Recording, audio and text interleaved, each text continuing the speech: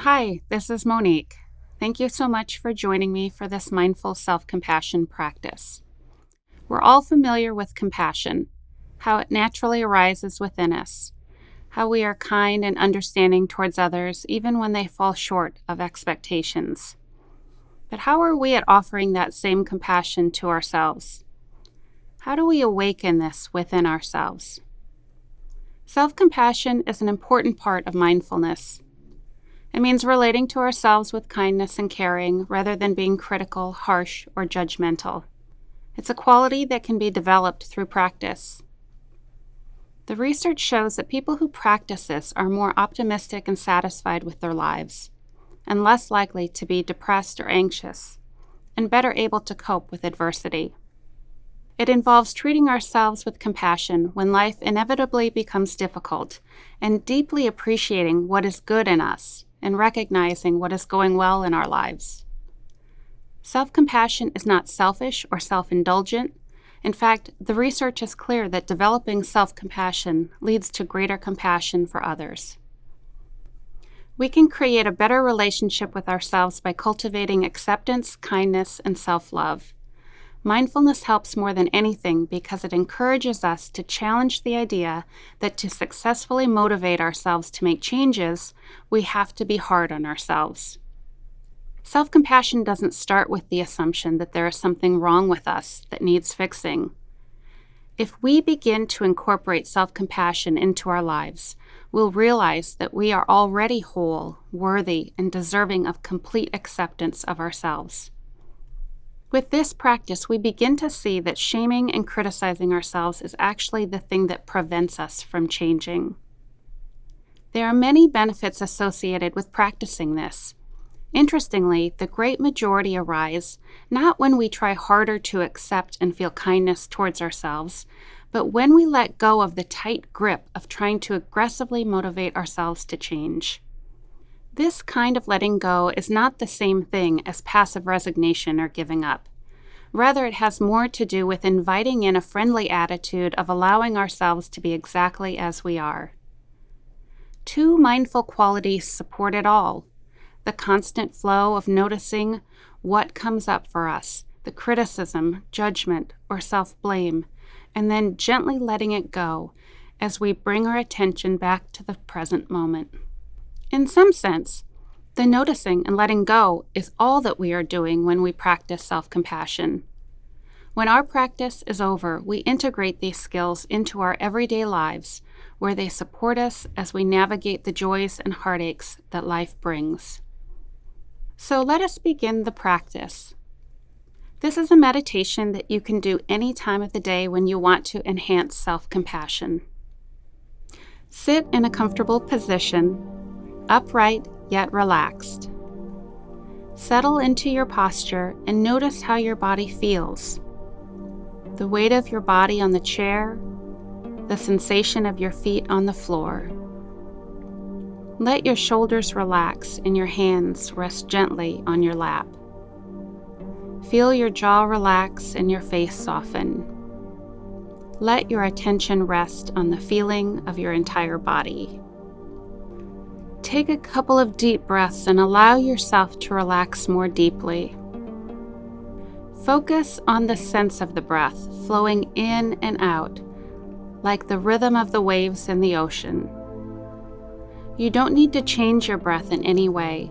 It's fine exactly as it is. Experience how relaxing it is to sit quietly as you allow yourself to notice your body breathing.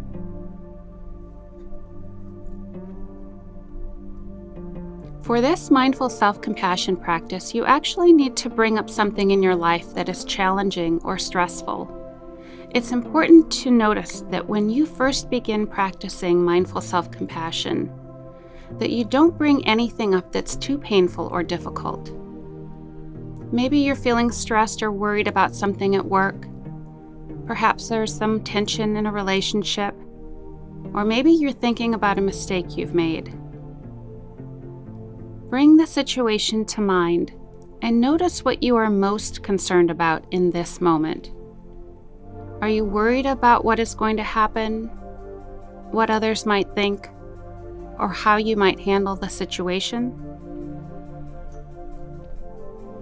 Try to get in touch with your feelings about this experience. Focus your awareness on where these emotions are resting in your body. Perhaps it's tightness in your shoulders, discomfort in your stomach, or an aching in your heart. See if you can notice when you are aware of these sensations and when your attention has wandered. If you experience feelings such as sadness, anxiety, or embarrassment, just gently redirect your attention back to the sensations of your body without any judgment. I'm going to say a series of phrases that bring together the three components that are necessary to practice self-compassion relating to this experience that you've brought to mind. The first phrase is, "This is a moment of suffering." We acknowledge and bring mindful awareness to the fact that we are experiencing pain or difficulty. And I invite you to come up with additional phrases that feel right for you to say. For example, "I'm feeling exhausted, lonely, or sad." In making these statements, we're turning towards the experience rather than pushing it away. The second phrase is to remind ourselves that life involves suffering and that we are not alone in this suffering. You might say something to yourself like, "It's normal to go through situations like this. Many people experience similar feelings, even if the situation isn't exactly the same. This is part of the human experience. We are all connected this way." When we acknowledge this, we notice how a natural desire for care and love arises. We are the carriers of compassion for ourselves and others. The third phrase is, "In this moment, may I be kind to myself." I invite you to do something that feels comforting to yourself. It might be helpful to put your hand on your heart with an intention to soothe yourself. Allow feelings of care and love to spread throughout your heart and body. Use language that feels true to who you are, or that you might use with a friend or family member experiencing something similar. Saying something like, "It's okay, I'm here for you now," or "May you be free from pain, may your difficulties be eased, may you accept yourself exactly as you are." When you speak to yourself in this way, it invites your self-compassion and self-love to grow. It's already there. The seed has been planted. All it needs is a little fertilizer and water for it to bloom. And as we come to the end of this practice, gradually let it go and check in with yourself. Allow sensations or feelings to be exactly as they are in this moment. As you continue to practice self-compassion, you may begin to see patterns of judgment and criticism fall away to allow for new ways of viewing ourselves through the lens of love, acceptance, and compassion.